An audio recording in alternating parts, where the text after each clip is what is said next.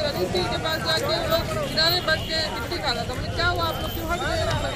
तो बोले कि नहीं, आके बोला है कि आगे भी सब छोड़ दिया है, हटा दिया है, जानकारी भी दे दिया है, उधर खाली करा रहे हैं। तो बोले कि नहीं बिल्कुल नहीं हटेगा। जब हम लोग ने बोल दिया है कि शांतिपूर्वक बंद रहेगा तो वो बंद रहेगा। हाँ, और यात्री भी हो, जैसे रेल का हो या ट्रेन का हो, हवाई का हो, बस उन लोग को छूट है जिन लोग का पहले से भी था। हाँ, बिल्कुल, बस उतने ही का छूट है। बाद बाकी तो लोगों को जानकारी रही है, तो इसलिए अगर वो आते हैं तो अपने रिस्क पे आते हैं और फिर लौटेंगे, परेशान होंगे। हाँ ठीक है, हम आ रहे हैं, हम पूरा इधर से चक्कर लगाते आ रहे हैं। इसका मोड़ गए थे, फिर हाँ आएंगे ठीक है।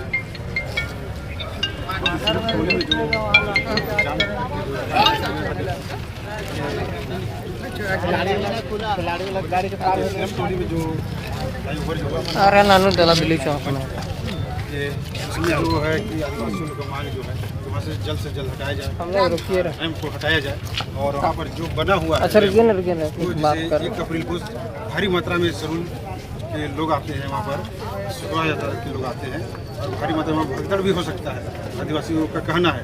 तो हाँ, तो इसके लिए आप क्या मैसेज देना चाहिए सरकार? देखिए, मैसेज तो हम 3 बार हम मुख्यमंत्री से व्यक्तिगत रूप से मिल चुके हैं, उसी बात को दोहराए हैं कि हुआ ये है कि जिस दिन शिलान्यास हो रहा था आपका सरना भूमि का 2022 में, तो हमको ये सूचना मिली थी कि कोई पिलर स्पैन जो है गेट के सामने में बनेगा शायद। तो हम तुरंत गए वहाँ पर, इंजीनियरिंग चीफ से भी हम बात किए, उन्होंने इस बात को नकारा कि ये ऐसा कुछ नहीं होगा, हम लोग कोई पिलर स्पैन जो है गेट के सामने नहीं आने देंगे।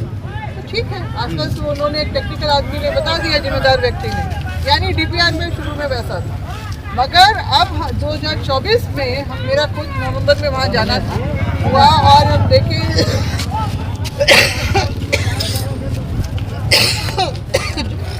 को वहाँ पर बना रहा है, तब तक फाइट ठीक थी। मात्रा में जो वहाँ पर जो जुलूस आते हैं,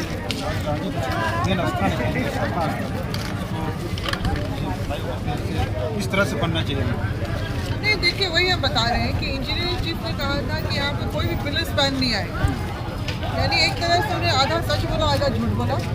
पिलर स्पैन क्या, अब तो हम लोग देख रहे हैं वहाँ पर रैम उतार दिया गया, और उस रैम को उतारने से पहले इन लोगों ने पिछले साल ही सरना स्थल को 10 फीट तोड़ के अंदर ले गए, और जो मैंने लोकतंत्र के माध्यम से देखा था कि दीवार में और कुछ जाके भी देखा कि 10 फीट और अंदर जाने की बात थी उसी समय फिर विरोध किया हमने, इंजीनियर्स वगैरह को बुला के उनसे पूछताछ करके उनको कहा कि काम आप प्रस्ताव कीजिए।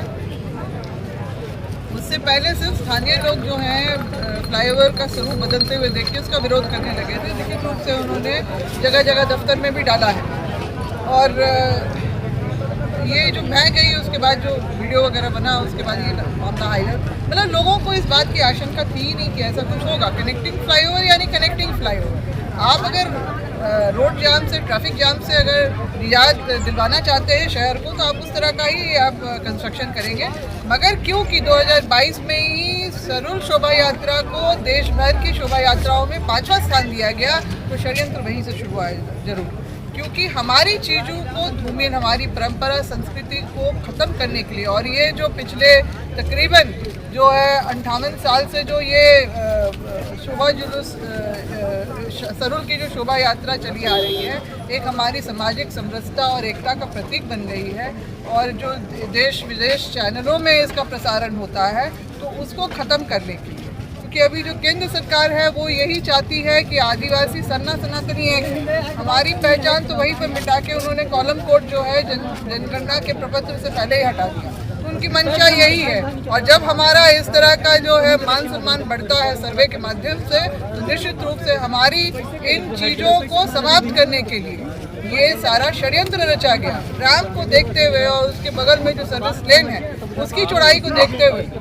ये स्पष्ट रूप से समझा जा सकता है कि जो हजारों की संख्या में, जो लाखों की संख्या, जो भीड़ जो है आपकी मेन रोड में उतरती है, उसमें से तकरीबन 50,000 के तक लोग जो है सिर्फ टोली सरना स्थल में जल ढालने के लिए और पूजा अर्चना करने के लिए रात के 11-12 बजे तक रहते हैं। क्योंकि वहाँ पर जो स्थानीय लोग जो संचालन करता है वहाँ के, वो लोग बताते हैं कि रात के 12 बजे तक हम लोग यहाँ पर डटे रहते हैं ताकि लोगों को असुविधा ना हो व्यवस्था बनाने के लिए।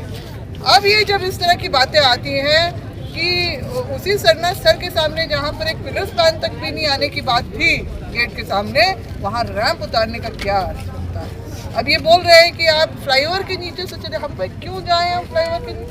कभी भी भगदड़ हो सकता है, कभी भी भगदड़ हो सकता है। अभी हाल में ही तो कुंभ मेला के समय में आपने देखा, जब इतनी फैली हुई जगह में अगर दुर्घटना हो सकती है, भगदड़ मच सकती है, लोगों की जान चली जा सकती है, तो सकरे जगह में क्या होगा जब भारी भीड़ उतरेगी? यानी निश्चित रूप से ऐसा होगा तो लोगों का धीरे धीरे उस जगह पे जाना ही कम हो जाएगा, तो परंपरा वो टूट जाएगा। ये षड्यंत्र है और ये षड्यंत्र के तहत इसको अब ये बोल रहे हैं कि आपने पहले क्यों नहीं इसका विरोध किया। अरे भैया, कौन सा डीपीआर हम देख रहे थे या हमको पब्लिक डोमेन में आपने डाला था जो लोगों को, वो तो जब जैसे दिसंबर में जब उसका स्वरूप बदलने लगा तब लोगों ने, स्थानीय लोगों ने विरोध जरूर किया था, मगर ये जरूर है कि बाकी समाज को उस समय जानकारी नहीं हुई। अब जब हुई, मैंने 22 जनवरी को ही जाके मुख्यमंत्री को लिखित रूप से इसके बारे में दिया, उसके बाद भी कुछ नहीं हो रहा था। उन्होंने कहा ठीक है, मेरे संज्ञान में, हम देखेंगे क्या कर सकते हैं इसमें। रैंप को हटाने की मांग डे 1 से मैंने रखी है उनके सामने। 24 फरवरी को फिर से मिले हम लोग, बाकी संगठन के लोग भी थे, ये फिर बात दोहराई गई। मैडम जी आया था कि जो सरना पूजा करके जो झंडा को सड़क में गड़ा हुआ था, ब्रिज के ऊपर साइड में जो गड़ा हुआ था, उसको रात करीबन 12 बजे आसपास में शादी तत्वों ने उसको हटा दिया। इसके बारे में क्या कहना? 22 ये फरवरी का दिन था जिस दिन बहुत बड़ी बैठक हुई थी, समाज के सभी लोग उसमें उपस्थित हुए थे और निर्णय हुआ था कि इस रैंप को हम लोग हटाएंगे। यहाँ पर कोई काम जो लोग ये कंस्ट्रक्शन का जो काम चालू चल रहा हो रहा, आना जाना लोगों का हो रहा है, उसको बंद करने के लिए वहाँ पर बीच में पहान के द्वारा पूजा करवा के झंडा गाड़ा गया था और पूजा अर्चना भी की गई थी। उसके बाद फिर जाके पुतला दहन हुआ। ये 22 फरवरी की बात है। 24 फरवरी को मुख्यमंत्री, उनके साथ हम लोगों ने सभी संगठनों में बैठक की। मैंने 3 ज्ञापन सौंपे थे उसमें, जिसमें प्रमुख रूप से रैंप का जो है उसको हटाने का और डीपीआर में चेंजेस लाने की बात है। उन्होंने कहा ठीक है, हमें थोड़ा समय दीजिए। नहीं, उसके बाद भी कुछ समझ में नहीं आ रहा। अक्सर में संवाद ही नहीं कर रहे हैं और वो सिर्फ ऐसे जो लोग हैं, जो चार्जशीटेड लोग हैं, वो लोग आके उनका माउथ पीस बन के बातें कर रहे हैं। ये हम समाज को नागवार गुजर रहा है। और सीएम क्यों नहीं खुद बुलाते हैं, क्यों नहीं बोलते हैं कि हम क्या करना चाह रहे हैं? बस अगल बगल के लोग आके कुछ बोल रहे हैं। इसी से लोगों का आक्रोश बढ़ रहा है और क्योंकि बातें नहीं बनती हुई नजर आ रही, क्योंकि 1 अप्रैल को सरहुल है। ये एक ऐसा समय है जिस समय पूरा आदिवासी समाज अपने गांव, मोहल्ला, टोला में ही इसकी तैयारी में लगा रहता है, बैठक पे बैठक करता रहता है। और उसके बाद फिर जो है अब आप देख रहे हैं कि ये महीना समाज बार बार सड़कों पे क्यों उतर रहा है। हमारी आस्था का बात है, हमारे आस्था का सवाल उठा है। यहाँ पर उस चीज को धूमिल करने की जरूरत पड़ रही है।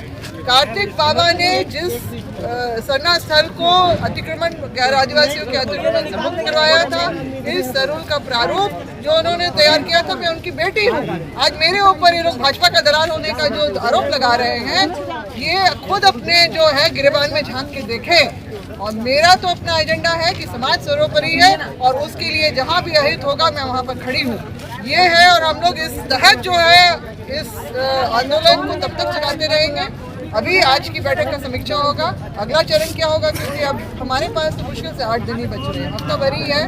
हम लोग क्या करेंगे ये फिर देखेगा शासन। देखिए अभी जो कितने बजे तक यहाँ पर बंदी बनाएंगे रखेंगे? 5 बजे तक बिल्कुल बनाए रखना है, क्योंकि तभी उसको हम लोग सफल मानेंगे ना। प्रशासन का कुछ कहना है कि अभी जैसे सरकार के पास चले गए, आप लोगों को जो मांग था वो मैसेज सरकार तक पहुँच चुकी है। सरकार बताए ना कि हमने आपकी मांगों को मान लिया, हम रैंप हटा रहे हैं। अभी हम हटा रहे हैं, दिखा दे, बता दे, तो फिर हम हटा देंगे।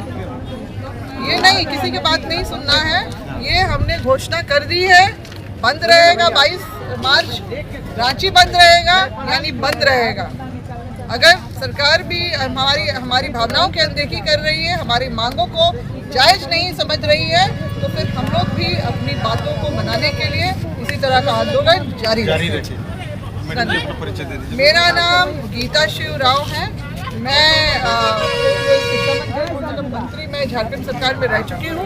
इसके अलावा मैं अखिल भारतीय आदिवासी विकास परिषद, जिसके संस्थापक अध्यक्ष बाबा कार्तिक उरांव थे, मैं उसकी वर्तमान में प्रदेश अध्यक्ष हूँ और राष्ट्रीय महिला प्रकोष्ठ की भी मैं अध्यक्ष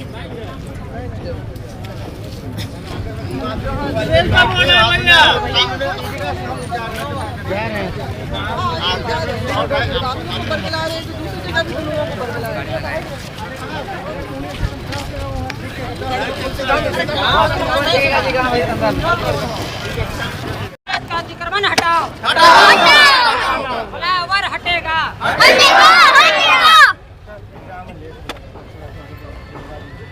निकलवा दीजिए इनको। कौन सा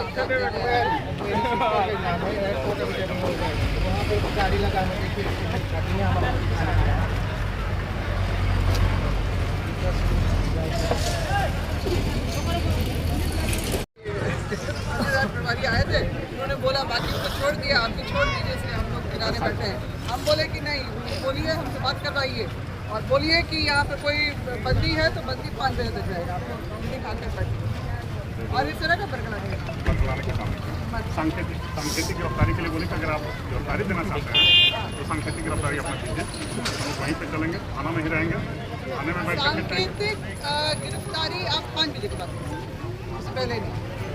लेने का मतलब ये है कि आप तो बंद को वो करना, मतलब उसका भीतर करना, तो हम करेंगे। हम भी गिरफ्तारी दिए हैं, CNT एक्ट के दौरान हम दिए हैं और हम बोले आपको पहले मेरा काम करने दीजिए, फिर आप हम